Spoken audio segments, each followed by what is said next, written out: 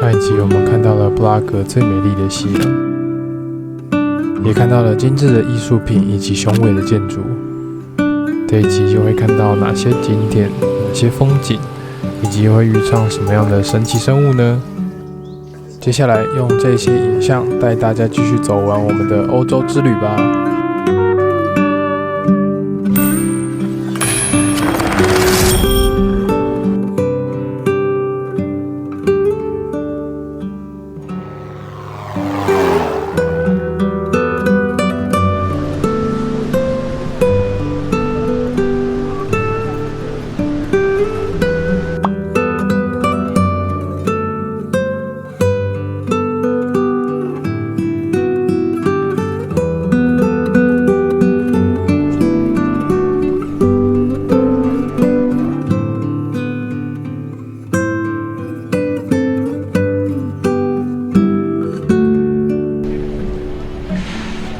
这边就是城镇的市中心和谐广场。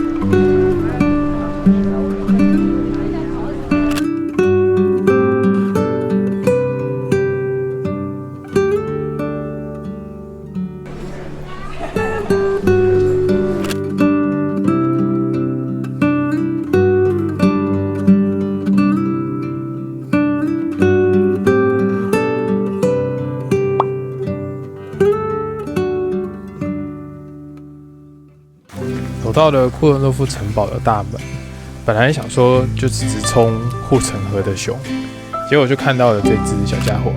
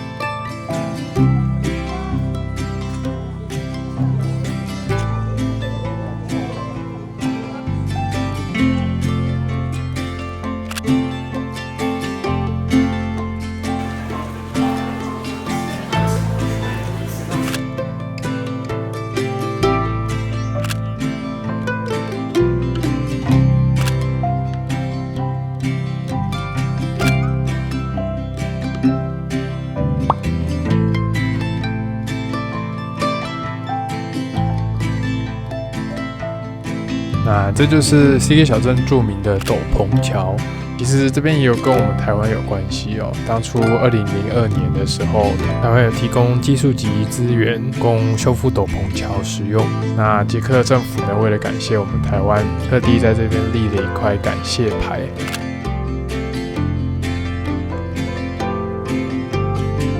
那接下来就用空拍机的视角带你们看看这座中世纪的美丽小镇全貌吧。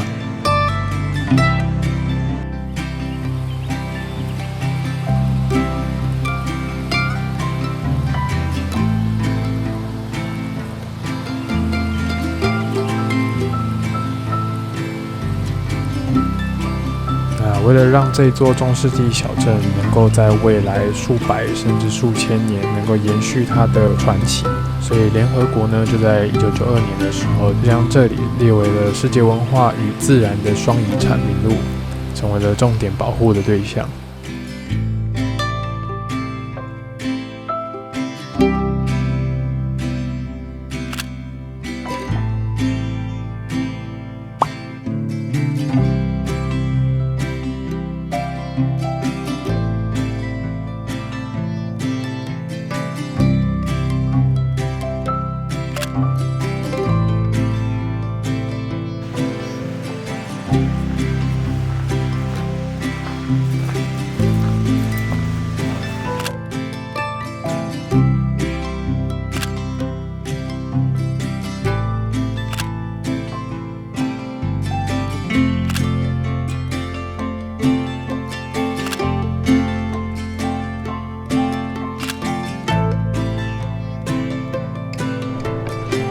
这一座叫做圣维特教堂，那是这些角色当中最显眼的。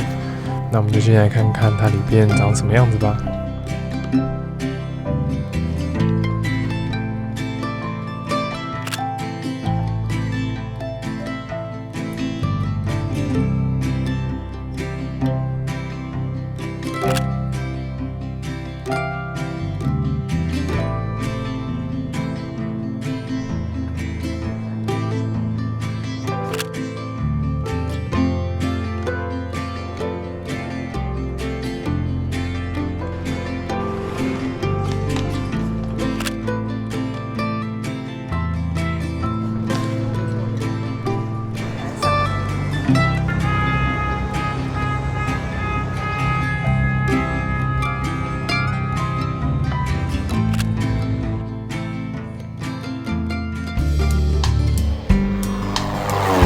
其实我们这一天本来要去哈修塔特，也就是奥地利那一边，但因为出发前呢，突然得知奥地利政府现在目前不承认台湾的国际驾照。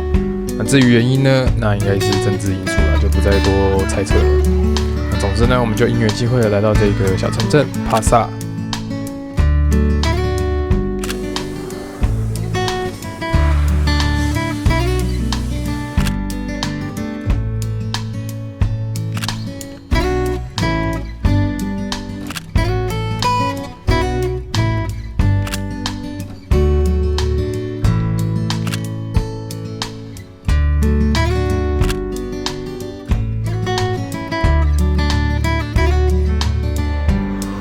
继续开，来到了布尔格豪森，这里是奥地利跟德国的交界。那布尔格豪森这边最著名的就是世界上最长的城堡群，绵延了整座山，非常特殊的一个地形。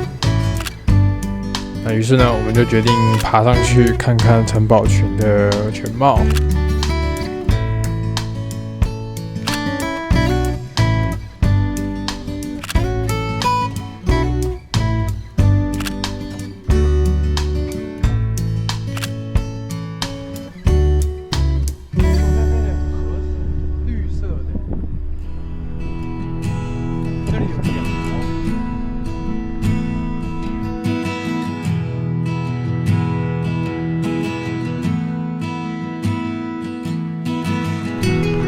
准备下山，前往我们今晚要住宿的城市。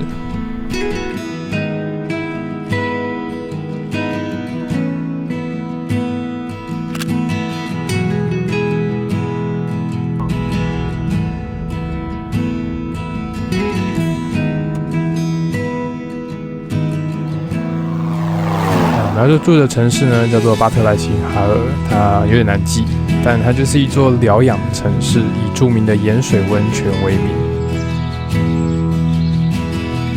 那它距离国王湖约半个小时的车程，是近郊来讲比较便宜的住宿，也是一个蛮方便的选择。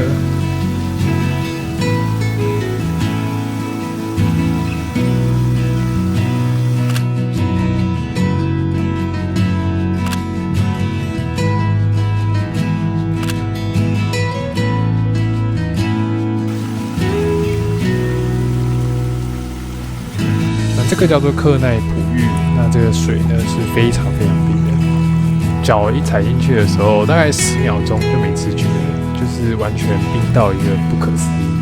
那这个疗法据说是可以促进血液循环，用冷热交替的方式，但不能泡太多次，不然会太刺激。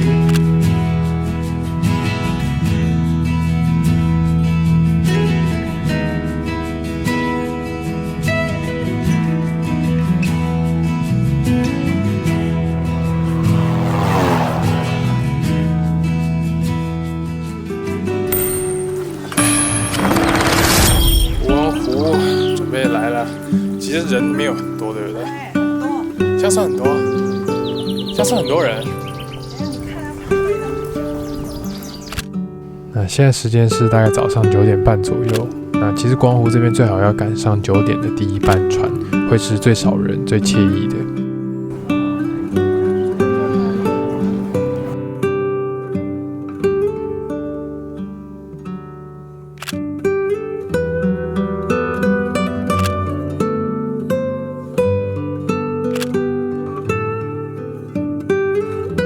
光湖这个船票呢，分为半区跟全区。半区是到洋葱教堂，全区就能到最后的上湖。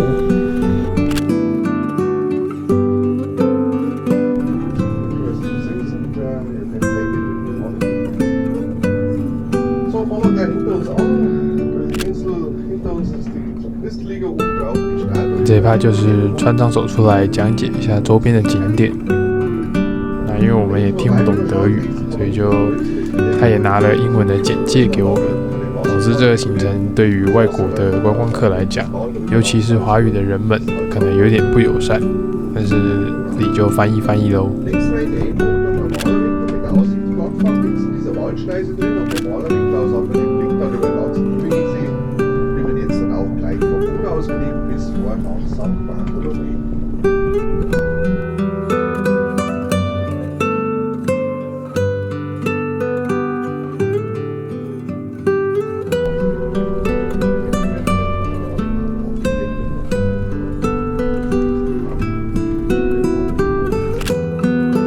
光湖游船的这个旅程呢，有一个最特别的节目是，船会行驶到一个山壁旁边，那这时候船长会停下来呢做吹奏。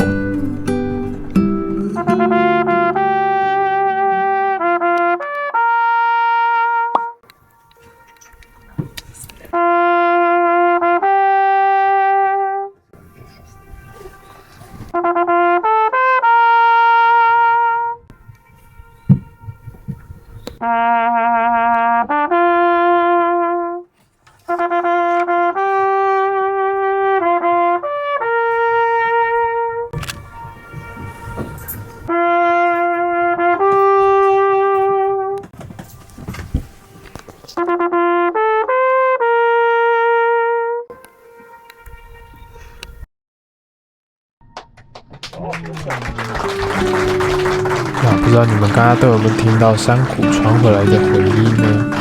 这就是国王湖这边游湖最著名的节目。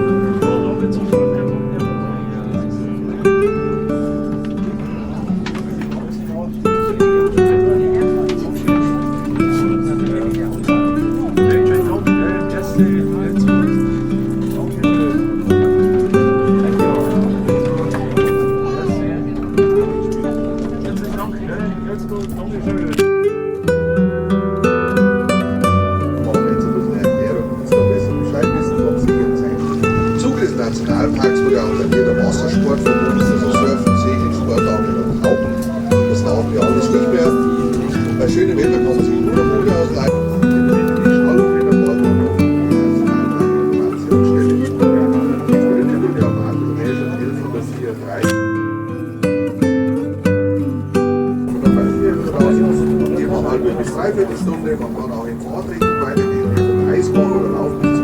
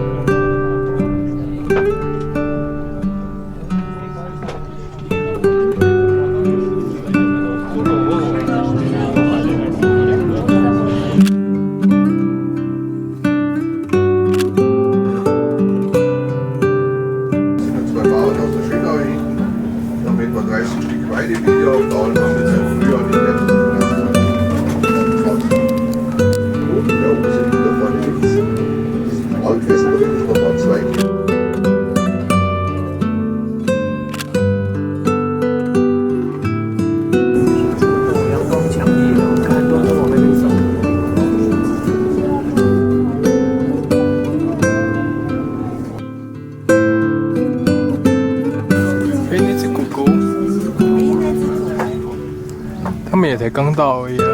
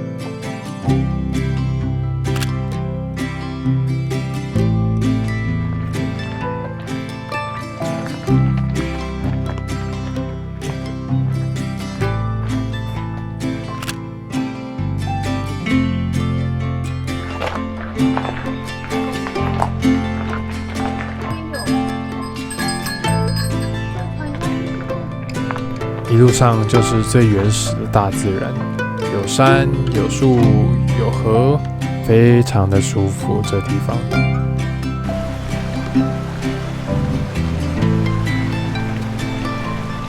他在船上听船长讲解的时候，他说黄湖这一片区域的水啊，都是可以直接生饮的。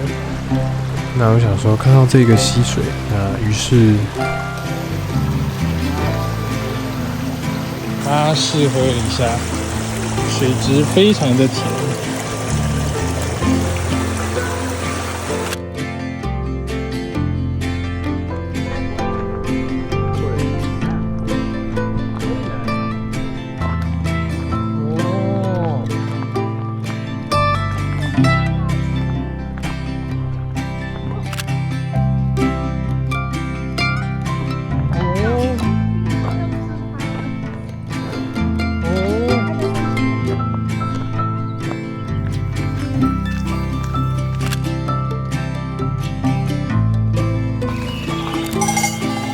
这是牛的森林啊！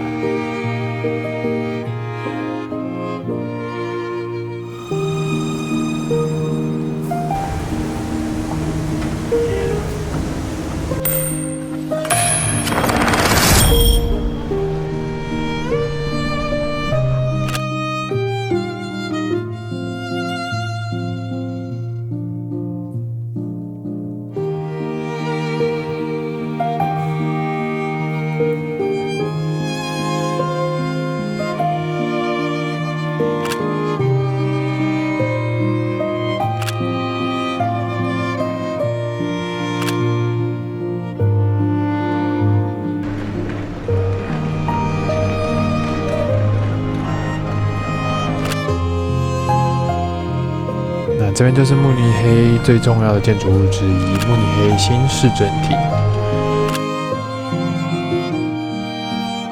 市政厅外面绿色那一座是德国最大的木偶钟。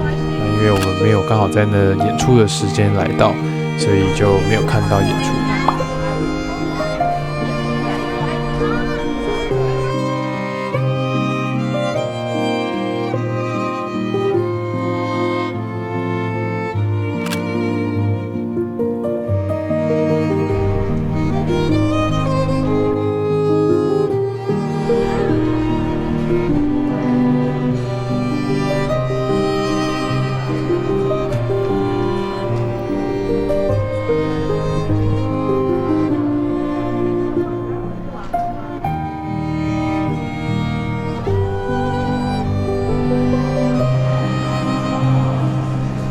就往楼上走，往他们办公室的方向走，居然有这么缤纷的灯。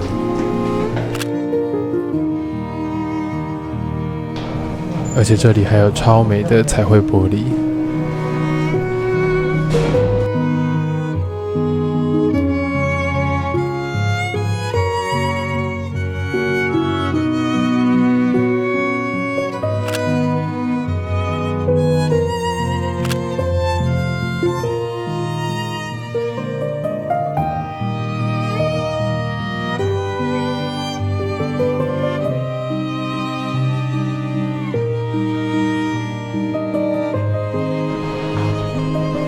最后在市政厅这边看到了一幅一幅这一趟旅程的画面，老夫就在告诉我们这一趟旅程该做个总结了。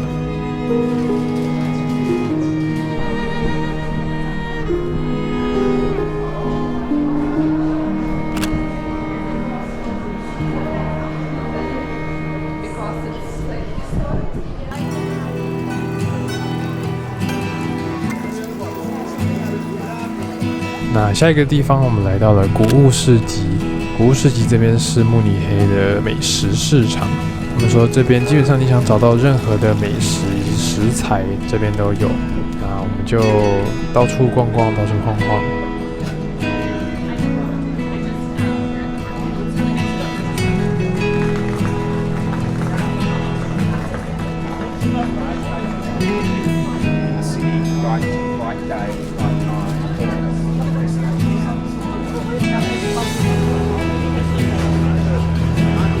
选中一家来解决今天的中餐。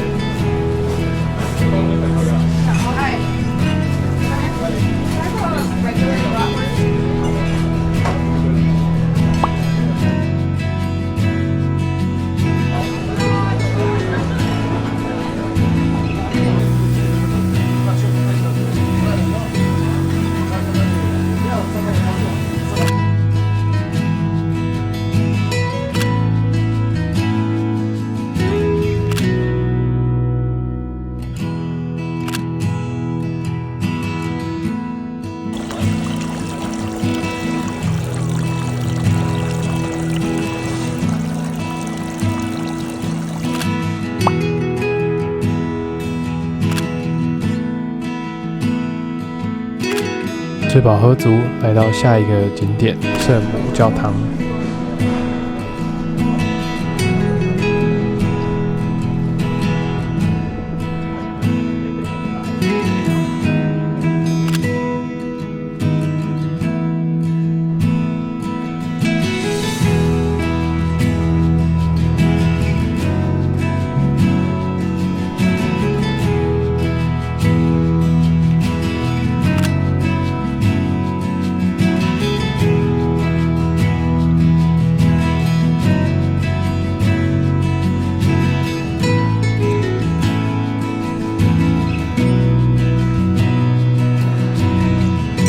行程接近尾声了，前面几个教堂我都没有点灯祈福，那于是到最后一个圣母教堂的时候，就来点个蜡烛，感谢这一趟旅程平平安安，也即将完美落幕。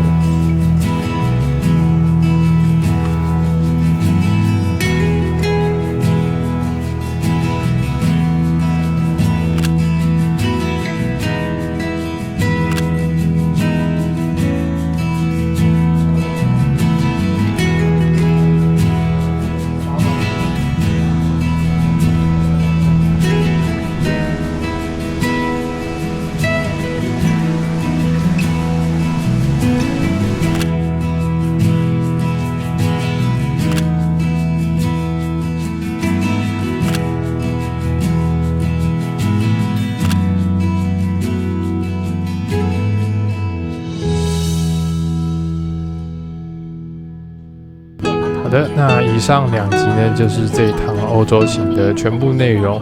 欧洲还有很多地方想去的，那就等未来的话再继续探索咯。